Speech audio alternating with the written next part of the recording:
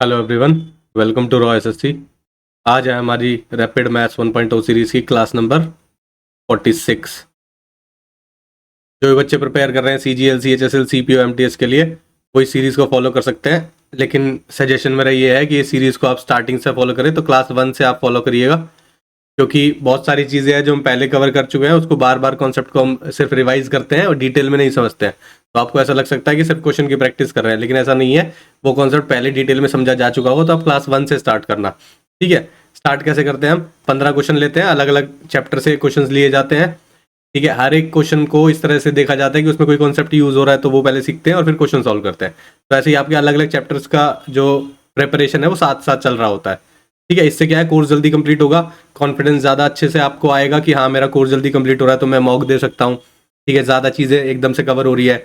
ज़्यादा पढ़ने का मतलब ये नहीं है कि आप 100 200 क्वेश्चन लगाओ, लेकिन आपने लिमिटेड भी पढ़ा है, लेकिन आपको ये फीलिंग आ रही है कि हाँ मेरा कोर्स सही चल रहा है, पेस सही चल रही है।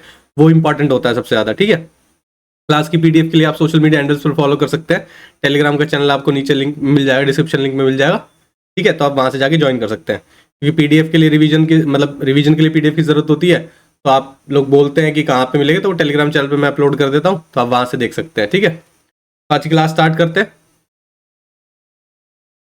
क्वेश्चन नंबर 1 है, बोल रहा है Arvind and Chetan started running simultaneously from the same point in the same direction on a circular track. Circular track पे भाग रहे हैं कौन? अरविंद और चेतन एक ही डायरेक्शन में भाग रहे हैं। सर्कुलर ट्रैक की लेंथ दे रखी है 210 metre. If Arvind takes 180 seconds, Arvind को 180 सेकंड लगते हैं एक राउंड कंप्लीट करने में, चेतन को 420 सेकंड लगते हैं एक राउंड कंप्लीट करने में। After how much time will they meet at the first time at the starting point of the track. देखो, इसमें दो तरह के क्वेश्चन बनते हैं। एक तो पूछता है कि फर्स्ट टाइम कब मीट करेंगे, फर्स्ट टाइम मीटिंग कब होगी। ठीक है, फिर बोलता है फर्स्ट टाइम मीट करेंगे एट स्टार्टिंग पॉइंट। ये दो तरह की चीजें हैं, दोनों में फर्क है, देखना। ये बोल रहा है पहले कब मिलेंगे, घूम रहे हैं सर्कुलर पाथ में, घूम रहे हैं, कहीं पे भी मिल सकते हैं पहली बार तो। लेकिन ये वाले चीज में ये बोल रहा है कि अगर स्टार्टिंग पॉइंट ये था तो यहां पर दोबारा कब मिलेंगे। ठीक है ना, दोनों चीजों में फर्क है। पहली बार तो यहां पे भी मिल सकते हैं भाई, निकालेंगे जिस तरह से हम इसको सॉल्व करते हैं, तो यहां पे भी मिल सकते हैं, यहां पे भी मिल सकते हैं, यहां पे भी मिल सकते हैं। पहली बार जरूरी नहीं यहां पे मिलेंगे, कहीं पे मिल सकते हैं। लेकिन पहली बार स्टार्टिंग पॉइंट पे कब मिलेंगे, ये दो अलग तरह के क्वेश्चन है। इसमें कंफ्यूज मत करना कि ये पूछा है या ये पूछा है। ठीक है, इस तरह के क्वेश्चन मैं करवा चुका हूं कि पहले स्टार्टिंग पॉइंट पे कब मिलेंगे, कैसे, जब दोनों के स्पीड दी होती है, स्पीड का डिफरेंस एक ही डायरेक्शन में जब बात कर रहे हैं ना, तो स्पीड का डिफरेंस लेते हैं। जो डिस्टेंस है सर्कुलर ट्रैक का डिस्टेंस अपॉन जो स्पीड आई है, डिफरेंस स्पीड आई है ना, उसको डिवाइड कर देते हैं उससे, तो वो आपका फर्स्ट टाइम मीटिंग का क्वेश्चन बन जाता है। लेकिन जब वो बात कर रहा है कि फर्स्ट टाइम मीट करेंगे स्टार्टिंग पॉइंट पे, तो क्या करना होता है, आपको इन दोनों का एलसीएम लेना होता है, 180 का और 420 का। 180 का और 420 का एलसीएम क्या आएगा, 180 है, 420 है। ठीक है, ये सेकंड्स की बात कर रहे हैं, तो 10 तो पहली बार कर लो।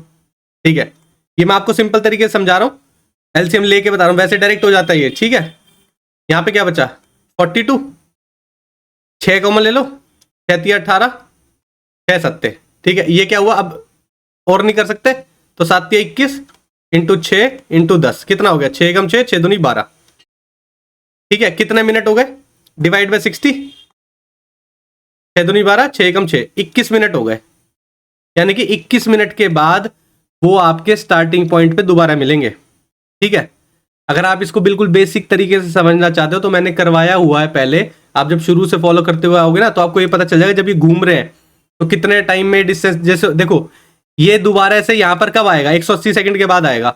लेकिन 180 सेकंड के बाद ये वाला बंदा तो स्टार्टिंग पॉइंट में नहीं आ रहा, तो इसको एक और राउंड लेना पड़ेगा, एक और राउंड लेना पड़ेगा। इसको आप डिटेल में समझो कि बेसिक चीज क्या बोल रहा है ये अरविंद जो है वो 180 सेकंड बाद यहां आता है दोबारा, हम बोल रहे हैं यहीं पे मिलना है दोबारा से, तो दोबारा कब आएगा, 360 सेकंड के बाद आएगा।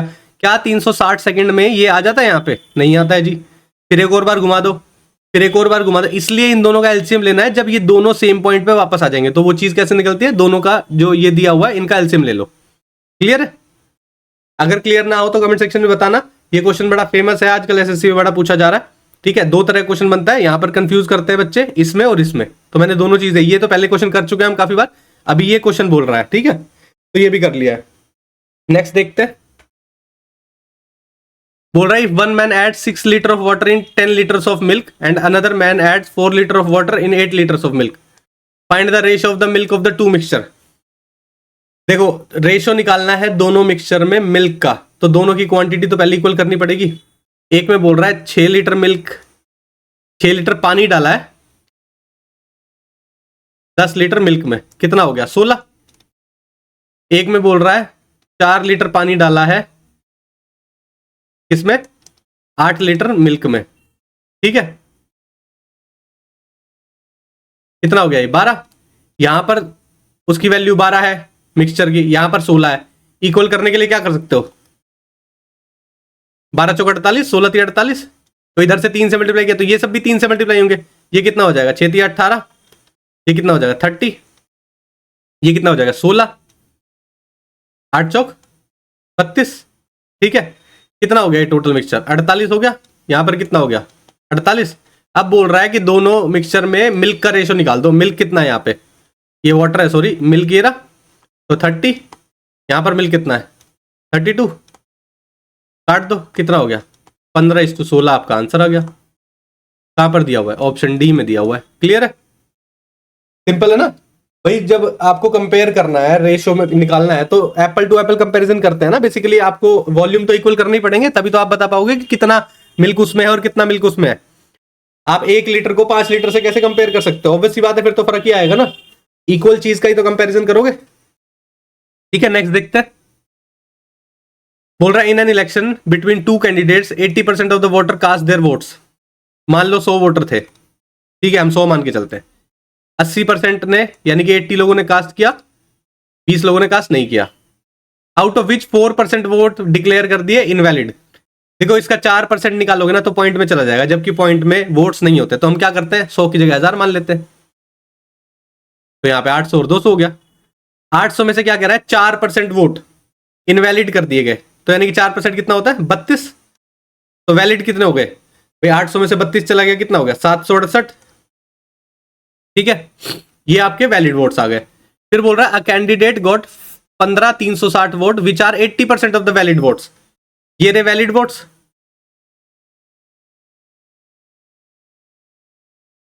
जो ए कैंडिडेट है उसको कितना मिला है 15,360 मिला है, जो कि 80% है वैलिड वोट का। वैलिड वोट ये रहे 768, इसका 80% किसके इक्वल है 15,360 के इक्वल है। तो एक की वैल्यू क्या होगी 15,360 इंटू 100 अपॉन 768 इंटू 80। आपसे पूछा टोटल नंबर ऑफ वोट्स, हमारे टोटल नंबर ऑफ वोट्स क्या है ये रे। तो आपसे 1000 की वैल्यू पूछी, 1000 की वैल्यू कितनी होगी 15,360 इंटू 100 अपॉन 768 इंटू 80 इंटू 1000, ठीक है। एक जीरो से एक जीरो काट दो, 8 से काट दो इसको, 8 एकम 8, 7 बचा, 8 9 72, 1 बचा, 16, 8 दूनी 16 और 0, ठीक है। 8 से फिर चला जाएगा, हाथ लग तो रहा चला जाएगा। 8 9 72, 8 6 48, 8 दूनी 16, 8 चौक 32, 0। 12 से काट दो, 12 दूनी 24, 12 8 96। 4 से काट दोगे, 4 दूनी 8, 4 पंजे 20। 2 से ये काट दो 50, क्या बचा आपके पास 5 इंटू 50 इंटू 100, यानी कि कितना हो गया 5 बजो 25, पीछे 3 0। ये आपका आंसर आ गया। कहाँ पे दिया हुआ है ऑप्शन सी में दिया हुआ है। टोटल नंबर वोट्स आ गए। ये क्या है आपके टोटल नंबर ऑफ वोट्स, समझ में आया। कैलकुलेशन है, सिंपल है, करवा ऐसे पहले भी रखे, तो कोई नई चीज नहीं है। नेक्स्ट देखते हैं, बोल रहा है 3 years ago the age of the person was 6 time of the age of the younger brother. 2 लोग हैं, एक आदमी है और उसका एक यंगर ब्रदर है। दोनों के एज की बात कर रहा है, 3 साल पहले की एज की बात कर रहा है। फिर बोल रहा है 8 years लेटर, फिर 8 साल की एज की बात कर रहा है, मतलब 8 साल के बाद की। तो 3 सिनेरियो होंगे, एक तो प्रेजेंट एज होगी, एक पास्ट में एज होगी, एक फ्यूचर में होगी। यही बात कर रहा है, ठीक है जी। अब बोल रहा है वो 3 साल पहले the age of the person of the age of the person was 6 times of the age of the younger brother. एक पर्सन है, ठीक है, एक यंगर ब्रदर है, ठीक है। इसकी 6 टाइम्स है, ये 6x होगा तो ये x होगा भाई। पर्सन की एज जो है उसकी 6 टाइम्स है उसके यंगर ब्रदर के, तो अगर ये x है तो ये 6x होगा। ठीक है, कितने साल पहले की बात कर रहा था? 3 साल पहले की। तो प्रेजेंट में आने के लिए क्या करोगे? 3 साल ऐड कर दोगे भाई, ये प्रेजेंट एज हो गई। ठीक है, फिर बोल रहा है 8 ईयर्स लेटर, इसके 8 साल बाद, तो इसमें 8 और ऐड कर दो भाई, फ्यूचर में आ जाएंगे। 6x प्लस 8 करोगे तो ये 11 हो गया। ये कितना हो गया? x plus 11। अब इन दोनों में रिलेशन दिया हुआ देखो, फ्यूचर में the age of the person will be 3 years less than the twice the age of the younger brother. इन दोनों की एज में क्या रिलेशन दिया हुआ है कि जो 6x प्लस 11 है और x प्लस 11 है, तो जो twice the age of younger brother है, twice the age of younger brother है, उससे 3 साल छोटा है ये। इसमें से 3 घटा दोगे तो ये इसकी एज है भाई, यंगर ब्रदर की एज की ट्वाइस की एज का -3 ईयर्स कर दोगे तो आपको वो पर्सन की एज मिल जा रही है। तो ये रिलेशन दिया हुआ है आपको, ये रिलेशन दिया हुआ, तो आप इसमें x की एज निकाल सकते हो। यहाँ पे x की वैल्यू कितना हो जाएगा? यहाँ पे 6x plus 11 is equal to 2x plus 22 minus 3। ये इधर आ जाएगा 4x plus 11 is equal to, यहाँ पे क्या बचेगा? 19। 4x इज इक्वल टू 11 जाके उधर माइनस में हो जाएगा, तो 19 में से 11 चलेगा, कितना बचेगा? 8। x की वैल्यू कितनी आ गई? 2। पूछ रहा है present age of the person and is younger brother, ये वाली एज पूछ रहा है, तो कितनी हो जाएगी? यहाँ पे x की वैल्यू 2 रखोगे, 6 दूनी 12, 12 और 3 15। यहाँ पे कितनी हो जाएगी? 2 रखोगे, 2 और 3 5, 15 और 5 आ गई। कहाँ पे है 15 और 5? ऑप्शन ए में दिया हुआ है। समझ में आया? ठीक है ना भाई, रिलेशन जो दिया हुआ है वो चीज निकाली है और कुछ नहीं है, सिर्फ x की वैल्यू निकाल के आंसर निकाल दिया। ये रिलेशन क्या चीज दिया हुआ है यहाँ पे, इस वाली चीज का, ये ढंग से समझ लेना बस, और कोई इंपॉर्टेंट वाला पॉइंट नहीं है इसमें, सिर्फ ये चीज समझने वाली है कि ये इक्वेशन कैसे लिखी गई है। ठीक है, यहाँ पे बार बार बोल रहा है person age will be 3 years less than twice the age of younger brother. हमने यंगर ब्रदर की एज का ट्वाइस कर दिया, उससे 3 साल जो छोटा है वो एज है पर्सन की, तो इक्वल रख दिया हमने पर्सन की एज के। हो गया, क्लियर है? नेक्स्ट देखते हैं। Pool at a school building there was an over tank head, to fill this tank 50 buckets of water are required. ठीक है, 50 बकेट वाटर रिक्वायर्ड होता है। Assume that the capacity of the bucket reduced to 2/5 of the present। हमने देखो bucket की capacity 5 मान ले। अब देखो कहोगे आप 5 क्यों मानी, 1 क्यों नहीं मानी, 2 क्यों नहीं मानी? यहाँ पे 2/5 दिया हुआ है, तो 5 से 5 कट जाएगा जब इसका 2/5 निकालोगे ना, तो इसलिए 5 ली गई। तो आप क्वेश्चन पढ़ते टाइम ना ये ध्यान रखो कि वैल्यू पुट भी क्या करोगे आप। तो अगर बकेट, एक बकेट में 5 यूनिट पानी आता है, तो 50 बकेट में कितना आएगा? 250 यूनिट पानी। तो ये क्या है उसकी कैपेसिटी ऑफ टैंक, यही है ना 250 यूनिट। अब बोल रहा है बकेट की जो कैपेसिटी है वो रिड्यूस हो गई 2/5 से, तो रिड्यूस्ड कैपेसिटी कितनी होगी बकेट की? इसका 2/5 कितना होगा? 2 भाई। 5 इंटू 2/5 करोगे तो कितना वैल्यू आएगी? 2 आएगी ना, वही लिखा है। बोल रहा है how many buckets required to fill the same tank. इतना पानी भरना है, एक बकेट में 2 यूनिट पानी आता है, तो कितनी बकेट लगेंगी? 250/2 यानी कि 125।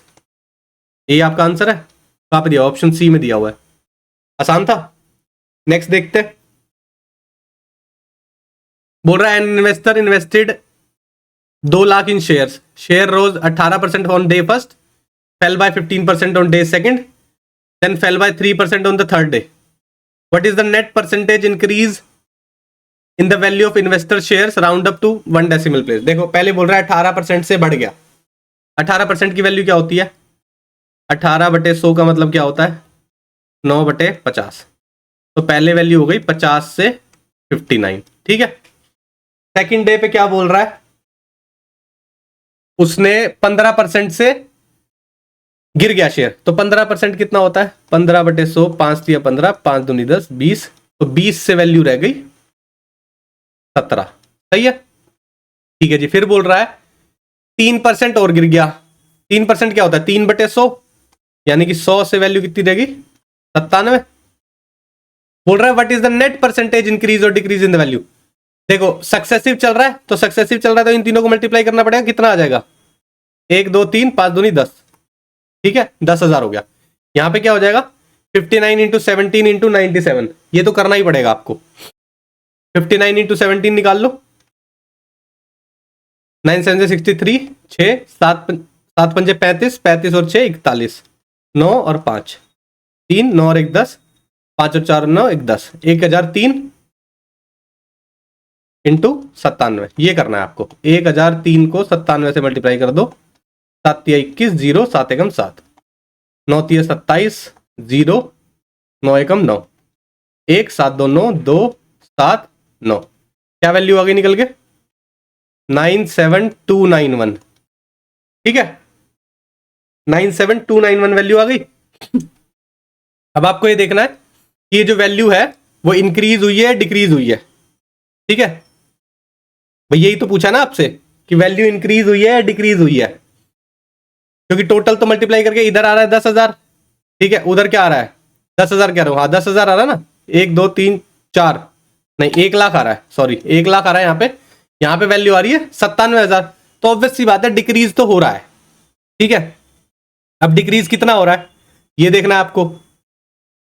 मल्टीप्लीकेशन जो आपने की है वो एक बार दोबारा चेक कर लेना, क्योंकि ऐसे टाइम पे जब प्राइम नंबर्स होते हैं ना तो मल्टीप्लीकेशन करने में प्रॉब्लम हो जाती है कभी कभी। ठीक है, अगर क्रॉस चेक करें तो ठीक है, देख लेते हैं एक बार दोबारा से फिर से कहीं आंसर, क्योंकि देखो मैच कर रहा है। 2.7 यहाँ पे भी है, 2.7 यहाँ पे भी है, इंक्रीज भी है डिक्रीज भी है। 2.2 यहाँ पे भी है, 2.2 यहाँ पे भी है। अगर वैल्यू गलत हुई तो आंसर मैच करने के पूरे पूरे चांसेस होते हैं यहाँ पे। ठीक है, देख लेते हैं। 763, 6 7 पंजे 35 और 6 41, 9 और 5, ठीक है 3 10, 5 4 9 1 10, ठीक है बिल्कुल। इसको 97 से मल्टीप्लाई कर देते हैं। 7 21 0 7, 9 27 0 9, ठीक है 9 2 7, बिल्कुल ठीक है। अब देखो ये साफ साफ दिख रहा है कि डिक्रीज हो रहा है भाई। 1 लाख से वैल्यू 97,000 रह गई तो डिक्रीज हो रहा है, तो इंक्रीज वाला गया, ये भी गया। ठीक है, अब कितना डिक्रीज हो रहा है?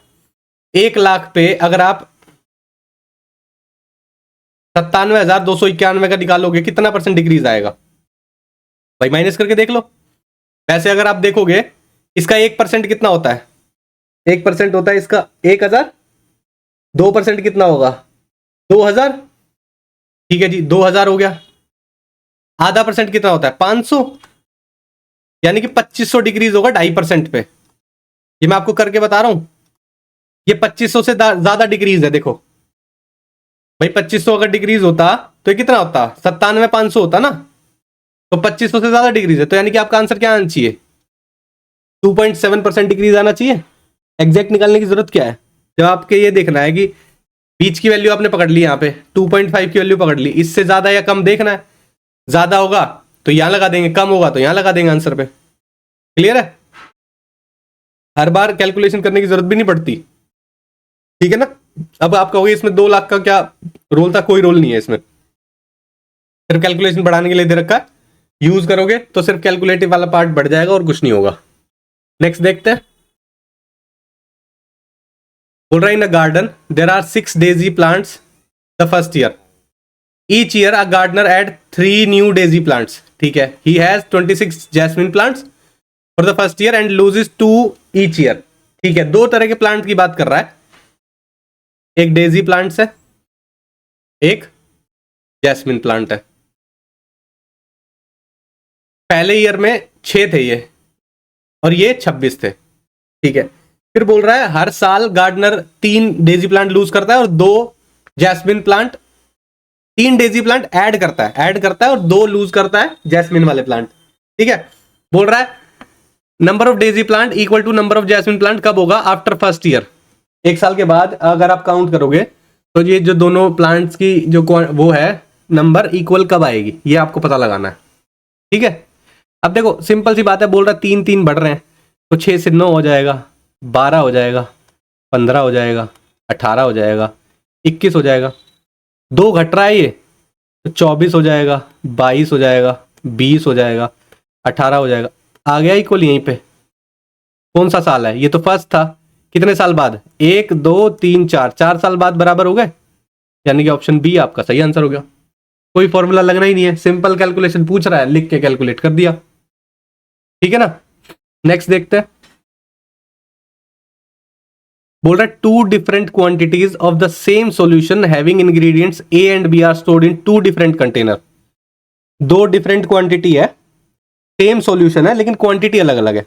ठीक है, सेम सॉल्यूशन है तो ऑब्वियसली बात है जो रेशो है ए और बी का वो सेम ही रहेगा। भाई सॉल्यूशन सेम है ना, चाहे 10 लीटर एक टैंक में रखा हो चाहे 50 लीटर एक टैंक में रखा हो, जो रेशो है उसमें ए और बी का वो 10 लीटर वाले टैंक में भी सेम रहेगा और 50 लीटर वाले 100 लीटर वाले टैंक में भी सेम रहेगा। ठीक है ना, ये तो हमें पता है।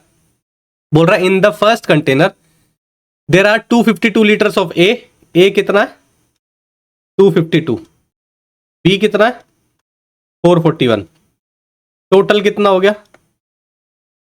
3 5 4 9 4 2 6 693 टोटल हो गया। The total quantity of the solution was 1188, second container में बोल रहा है ये। ठीक है जी, how much the solution in the second container was made up of ingredient B. देखो बी की वो पूछा है आपसे कि बी का कितना सॉल्यूशन होगा कंटेनर बी में, सेकंड कंटेनर में। ठीक है, तो जब आपसे पूछा है बी का तो बी कितना है यहाँ पे 441 अपॉन टोटल कितना है 693, तो वहां पे रेशो भी वहां पे भी सेम होगा, बी का अपॉन टोटल से 1188 है। सही है भाई, बी का रेशो लिखा है टोटल से, यहाँ पे भी बी का रेशो लिखा है टोटल से, रेशो सेम होगा। ठीक है ना, क्योंकि बताया था ए और बी का रेशो सेम है तो बी का रेशो टोटल के रिस्पेक्ट में भी सेम होगा, ए का रेशो टोटल के रिस्पेक्ट में भी सेम होगा। ठीक है ना, रेशो नहीं बदल जाएगा क्योंकि सेम सॉल्यूशन की बात कर रहा है। काटा पीटी कर लो, किससे कट रहा है 21 से कटता हुआ दिख रहा है, या 7 से काटना आपको 7 से काट लो, लेकिन 7 दिख रहा है 21 से कट रहा है। 21 तिया 63, 6 बचा 21 तिया 63, 21 दूनी 42, 21 एकम 21। ठीक है, 3 से काटोगे 3 सत्ते 21, 11, 11 से ये काट दो 11 एकम 11 0 8। बी की वैल्यू कितनी आ गई 108 इंटू 7, 8 7 56, 7 एकम 7। ये आपका आंसर हो गया 756। कहाँ पे दिया हुआ है ऑप्शन बी में दिया हुआ है। क्लियर है, नेक्स्ट देखते हैं। बोल रहा है in a team of 7 members the average age of 6 of the members is 42। 7 लोग हैं, 6 मेंबर की एज एवरेज एज दी हुई है 42, तो उनका सम कितना होगा 6 इंटू 42। फॉर्मूला पहले भी बताया हुआ है, डायरेक्ट लिख रहा हूं अब। ठीक है, 6 दूनी 12, 6 चौक 24 और 25, उन दोनों सबका सम कितना हो गया 1 से 6 तक के लोगों का। ठीक है, 7वां बंदे का भी पता नहीं है। While the age of the 7th member of the team is 36 year more than the average age of all the 7 members taken together. Average age of 7 members कितना होगा 252 प्लस 7th मेंबर का एज अपॉन 7। भाई ये तो 6 का सम हो गया, 7वें का भी हमने सम ले लिया, अपॉन 7 करेंगे तो ये एवरेज एज हो गई 7 मेंबर की। बोल रहा है इस 7th मेंबर का एज जो है ना वो 36 ज्यादा है। अगर 36 ज्यादा है एवरेज एज से तो इसमें से 36 घटा देते हैं, बराबर हो जाएंगे। तो हमने इक्वल लिख लिया इन दोनों को। ठीक है, क्रॉस मल्टीप्लाई कर लो, 252 प्लस 7th मेंबर की age is equal to 7 into 7th member minus 7 6 42, 4 7 21 और 4 25। 252 उधर चला जाएगा तो 252 डबल कर देंगे कितना 25 तो 504। ये 7th उधर चला जाएगा तो 7 में से 1 चला गया, 6 इंटू 7th मेंबर की एज 504/6 हो जाएगा। यहाँ पे 7th मेंबर की एज आ जाएगी आपके यहाँ पे 6 8 48, 2 6 4 24, 84 आपका आंसर आ गया। कहाँ दिया हुआ है ऑप्शन बी में दिया हुआ है। सिंपल है बिल्कुल, बेसिक कॉन्सेप्ट यूज किया है, कोई अलग चीज यूज नहीं की। एवरेज का फॉर्मूला सबको याद है, एवरेज का फॉर्मूला लगाया है, जो एक कंडीशन दी हुई है उस कंडीशन के हिसाब से इक्वेशन लिखी है और सॉल्व कर दिया है। क्लियर है, नेक्स्ट देखें। बोल रहा है bus travels of a distance initially at a speed of 40 kilometre, the next of the distance 50 kilometre and the final of the distance at 60 kilometre. तो बोल रहा है कि डिस्टेंस ट्रेवल किया है कुछ बस ने 40 किलोमीटर की स्पीड से पहले ट्रेवल कर रही है, फिर वही डिस्टेंस 60 किलोमीटर 50 की से ट्रेवल कर रही है, फिर वही डिस्टेंस 60 से ट्रेवल कर रही है। ठीक है, एवरेज एज निकालनी है एंटायर जर्नी की।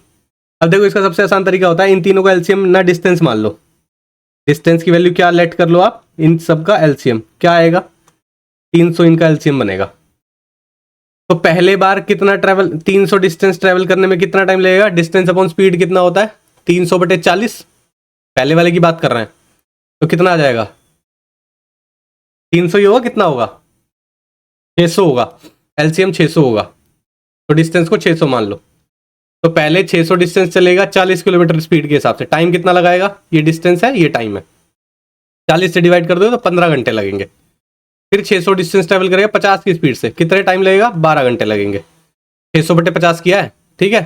फिर 600 घंटे है 60 की स्पीड से, 10 घंटे लगेंगे। एवरेज स्पीड निकालने का फॉर्मूला क्या होता है? Total distance upon total time. Total distance कितना है? 1800। टोटल टाइम कितना है? 15 10 25, 10 35 और 2 37। कर लो, 180 को डिवाइड करना है आपको 37 से, 1800 को, सॉरी, कितने पे चला जाएगा?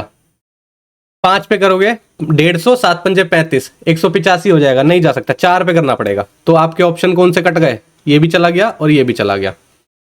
7 चौक 28, 7 चौक 28 हो गया, 8 2 7 तिया 21 और 2 7 चौक 28, हाँ ठीक है, 2 गया, 4 तिया 12, 12 और 2 14, ठीक है। कितना बचा? 50 हो गया, 32 बच गया, 320। कितना जाएगा अब ये देखो 8 पे जाना चाहिए, 8 7 56, 8 तिया 24, 24 और 5 29। कितना बचेगा यहाँ पे? 4 और 20, 24 बचेगा। 48 पॉइंट समथिंग आंसर आना चाहिए। कहाँ पे दिया हुआ है? ऑप्शन ए में दिया हुआ है। पूरा निकालने की जरूरत नहीं है आपको, 48 मिल गया। दूसरा तो 46 है। क्लियर है? एवरेज स्पीड निकालनी है, एवरेज का फॉर्मूला सबको पता है, ज्यादा कुछ इसमें डिफिकल्टी वाली बात है नहीं। इस क्वेश्चन में सिंपल तरीके से किया हुआ है। नेक्स्ट देखें,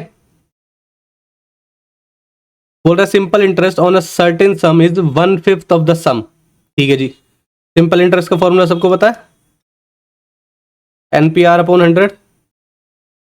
बोल रहा है सिंपल इंटरेस्ट कितना है? 1/5 ऑफ द सम, 1/5 of the P principal, P into interest rate बोल रहा है, and the interest rate percent per annum is 5 times the number of years. Number of years हम मान लेते हैं x, इंटरेस्ट रेट कितना हो गया? 5x अपॉन 100 तो आएगा ही, परसेंटेज हटाओगे, हो गया भैया। यहाँ पे आपको x की वैल्यू निकल के आ जाएगी। 5 से 1 काट दोगे 20, 5 से 1 काट दोगे 4, x into x x square हो जाएगा, एक्स स्क्वायर की वैल्यू आ जाएगी 4, x की वैल्यू कितनी आ गई? 2। सही है? बोल रहा है इंटरेस्ट रेट इंक्रीज कर दिया गया 3% के हिसाब से। अब पहले ये तो बताओ इंटरेस्ट रेट आया कितना? हमारा इंटरेस्ट रेट था 5x, तो कितना हो गया इंटरेस्ट रेट? हो गया हमारा 10%। 3% से इंक्रीज कर दिया तो रेट हो गया हमारा 13%। सिंपल इंटरेस्ट निकालना है 5600 रुपए पे 6 साल के लिए 13% के हिसाब से। 5600 रुपए पे 6 साल के लिए 13% के हिसाब से। काट दो इसको, मल्टीप्लाई कर लो, 6 6 36, 3 6 5 30 और 3 33 इंटू 13, 13 6 78, 7 13 तिया 39, 39 और 7 39 और 7 हो गया 46, 4 कैरी गया, 13 तिया 39, 39 और 4 4368। ऑप्शन डी आपका सही आंसर हो गया। सही है? आसान है भाई। आपको रेट निकालना था, रेट बढ़ा हुआ दे रखा है, फिर बाद में बोल रहा है 3% से बढ़ा दो। रेट की वैल्यू निकलने के बाद सिंपल इंटरेस्ट निकालना है सिर्फ, और कुछ नहीं करना। नेक्स्ट देखते हैं। बोल रहा है the profit gained on selling a certain product is 320% of the cost. Cost price हमने मान लिया 100 है, प्रॉफिट कितना है? 320% ऑफ द कॉस्ट प्राइस। इसका 320% कितना होता है? 320 ही होगा। ये प्रॉफिट है, तो सेलिंग प्राइस कितना हुआ होगा? 420। सही है? If the cost increases by 10%, ये 10% से बढ़ गई, यानी कि 110 हो गई। Selling price remain constant, selling price इतना ही रहा। Then what percentage of the selling price is the profit? Profit selling price का कितना परसेंट है ये बताना है। प्रॉफिट कितना है पहले तो ये बताओ भाई। 420 में से 110 माइनस करोगे कितना हो गया? 310 रह गया। 310 का प्रॉफिट है। सही है? 310 का प्रॉफिट है। आपको बताना है कि कितना परसेंट है ये सेलिंग प्राइस का। सेलिंग प्राइस पे निकालना है, निकाल देंगे। कट गया 21, ये कितना चला जाएगा? 5। यहां पे क्या हो गया? अपॉन 21, डिवाइड कर लो कितने से चला जाएगा? 7 पे जाएगा, जाना तो चाहिए। 7 दूनी 14, 140 और 147, ठीक है 7 पे चला गया, 147 हो गया, 3 यहाँ बचा, 5 बचा, 8 बच गया, 80 बच गया यानी कि, ठीक है। कितने पे चला जाएगा? 4 पे नहीं जाएगा, 3 पे जाएगा, 73 हो गया। 3 पे जाएगा तो कितना हो गया? 21 या 63, 63 में कितना, 80 में से 63 गया, कितना बचेगा? 17, 17 यानी कि 170 हो गया। कितने पे जाना चाहिए? 8 पे, 73.8 आंसर आना चाहिए। कहां पे दिया हुआ है? ऑप्शन बी में दिया हुआ है, सही है। नेक्स्ट देखें, बोल रहा है a motor boat travelling at some speed can cover 24 kilometre upstream, 40 kilometre downstream. 24 kilometre upstream से चलता है, 40 किलोमीटर डाउनस्ट्रीम से चलता है, 17 घंटे लगते हैं टोटल। फिर बोल रहा है 32 किलोमीटर डाउनस्ट्रीम से चलता है, 12 किलोमीटर अपस्ट्रीम के हिसाब से चलता है, टोटल टाइम लगता है 10 घंटे। अब देखो, इसमें मैंने बताया था आपको, इस तरह की जब दो इक्वेशन बनती है तो सबसे पहला काम होता है हिट एंड ट्रायल करके देखने का, ठीक है। देखो, अब यहाँ पे अगर मैं अपस्ट्रीम की वैल्यू 2 रखता हूं तो ये वैल्यू देगा 6 यहाँ पे, ठीक है। अगर 6 वैल्यू देगा तो इसकी वैल्यू 4 आनी चाहिए, ठीक है। 4 वैल्यू कैसे आएगी? जब इसकी वैल्यू आप 8 रखोगे, सही है। 8 चौक 32, तभी तो 4 आएगा। 6 और 4 10, ये सेटिस्फाई कर रहा है। तो हमें डाउनस्ट्रीम की वैल्यू हमने रखी है 8, अपस्ट्रीम की वैल्यू रखी है 2। तो अपस्ट्रीम यहाँ पे अगर 2 रखोगे तो ये वैल्यू देगा आपको 12। डाउनस्ट्रीम की वैल्यू अगर यहाँ पे 8 रखोगे तो ये रखेगा, वैल्यू देगा 5। 12 और 5 17, बिल्कुल सही है, दोनों में सेटिस्फाई हो रहा है, ठीक है ना। सेटिस्फाई हो रहा है तो आपको डाउनस्ट्रीम की स्पीड मिल गई 8 किलोमीटर पर आवर की, अपस्ट्रीम की स्पीड मिल गई 2 किलोमीटर पर आवर की। पूछ रहा है स्ट्रीम की स्पीड। स्ट्रीम की स्पीड होती है downstream plus downstream minus upstream divide by 2। तो 8 माइनस 2 हो जाएगा 6, 6 को डिवाइड करोगे 2 से आ जाएगा 3। तो 3 किलोमीटर पर आवर आपकी स्पीड हो जाएगी स्ट्रीम की स्पीड। क्लियर है? अब ये माइनस क्यों किया है, डी प्लस यू बाई 2 क्यों नहीं किया? उससे तो आपको रिवर कह रहा हूं, बोट की स्पीड मिल जाएगी आपको इन स्टिल वाटर। अभी कैसे मिलती है ये इक्वेशन में समझाया हुआ है बहुत बार, बार बार नहीं करना है। आंसर 3 किलोमीटर पर आवर आएगा, जो कि है ऑप्शन डी में, सही है। नेक्स्ट देखें, बोल रहा Ramesh purchase 130 book at the rate of 200 रुपए पर ईच, ठीक है। तो उसका कॉस्ट प्राइस कितना पड़ा होगा? 130 इंटू 200, ये तो साफ साफ पता चल रहा है 13 दूनी 26, 26,000 रुपए का पड़ा है उसको। अब बोल रहा है हाफ ऑफ देम, 130 है टोटल, यानी कि हाफ ऑफ देम का मतलब क्या? 65 उसने बेचा है 300 रुपए के हिसाब से। 5 या 15, 6 18 19, 19,500 रुपए की तो ये बेच दिया। 1/5 ऑफ द देम, 1/5 इसका 1/5 कितना होगा भाई? 130 का 1/5 यही होता है, 5 दूनी 10, 5 6 30, 26। 26 उसने बेची है कितना? 350 रुपए के हिसाब से, ठीक है जी। कितना आएगा? 35 को 26 से मल्टीप्लाई करना है, 6 पंजे 30, 6 18 और 3 21, 5 दूनी 10, 3 दूनी 6 और 1 7, 019 और 1 0 पहले था, 9100 रुपए, ठीक है, सही है। 9100 रुपए ये हो गए। उसके बाद बोल रहा है रेस्ट बेची है कॉस्ट प्राइस। अब बची कितनी है? 65 यहां बेच दी, 26 यहां बेच दी, 60 70 80 और 91, 91 तो बेच दी, तो बची कितनी? 39 ही तो बची होंगी। 130 थी ना टोटल, वो कॉस्ट प्राइस में बेच रहा है। कॉस्ट प्राइस यानी कि 200, तो 2 0 तो एज इट इज आ गई। 9 दूनी 18, 3 दूनी 6 और 1 7, ठीक है, 7800 हो गया। अब देखते हैं टोटल सेलिंग प्राइस कितना हुआ है उसका, क्योंकि प्रॉफिट परसेंटेज पूछ रहा है। 2 0 एज इट इज आ गई पीछे, 8 और 1 9, 9 और 5 14, 9 और 1 10, 10 19, 19 और 7 26, 2 गया, 2 और 1 3, 36,400 में बेच रहा है। 26,400 की चीज 36,400 में बेच रहा है। प्रॉफिट कितना है? 10,400 का हो रहा है। इस पे 2600 रुपए, 26,000 रुपए इंटू 100, 2 0 से 2 0 एज इट इज चले गए, इससे ये चला गया। 13 दूनी 26, 13 8 104, 0 एज इट इज है, 2 से ये चला गया 40, 40% आपका आंसर आ गया। कहां पे दिया है? ऑप्शन बी में। क्लियर है? नेक्स्ट देखें, बोल रहा है 3 pipe P Q and R fill cistern इतना इतना एंड इतना मिनट्स, ठीक है जी। 3 चीजें हैं, पी क्यू आर लिख लेते हैं।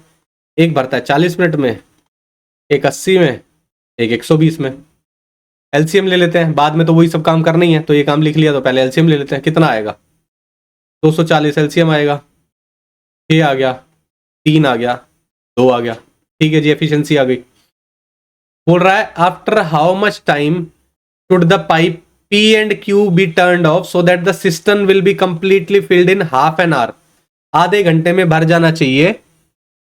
और पूछ रहा है कि Q and R कितनी देर बाद बंद कर दें हम कि टैंक आपका आधे घंटे में भर जाए। तो ऑब्वियसली बात है, Q और R को बंद करने की बात कर रहा है, तो P तो चल ही रहा होगा आधे घंटे तक। तो P कितना भर देगा आधे घंटे में भाई? 180 यूनिट पानी तो P भर देगा। 180 भर दिया, 60 यूनिट पानी बचा है। 60 यूनिट पानी ये दोनों मिलके भरा होगा इन दोनों ने, क्योंकि इसका सारा टाइम तो हमने निकाल लिया कि कितना पानी भरेगा। तो जो बचा हुआ पानी है वो Q और R ने भरा होगा। Q और R ने भर के मिलके कितना भर रहे हैं? 5 यूनिट पानी भर रहे हैं। तो 60 यूनिट पानी भरने में कितना टाइम लगेगा उनको? 12 मिनट। यानी कि वो 12 मिनट के लिए चालू थे, 12 मिनट बाद बंद कर दिए गए। सही है ना? ऑप्शन डी आपका सही आंसर हो जाएगा। समझ में आया भाई? 12 मिनट बाद क्यों बंद कर दिए गए?